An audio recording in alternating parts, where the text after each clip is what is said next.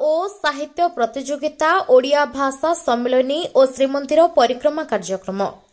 मालकानगिरी जिला किलिमेला ब्लॉक अंतर्गत माओवादी प्रवण सरकारी उच्च माध्यमिक विद्यालय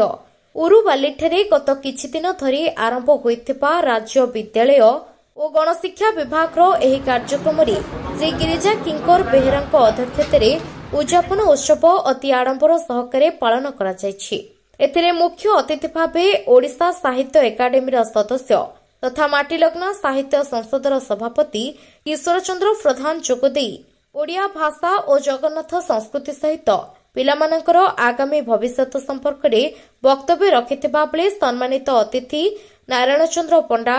डॉक्टर आंबेडकर उच्च विद्यालयर अन्यतम सम्मानित अतिथि वसंत कुमार विश्वाल डॉक्टर श्याम प्रसाद उच्च माध्यमिक विद्यालय मुख्य वक्ता प्रदीप्त कुमार मिश्र अर्थनीति विभाग डॉक्टर श्याम प्रसाद उच्च माध्यमिक विद्यालय मंच परिचालना करथिले स्थानीय महाविद्यालयर अध्यापक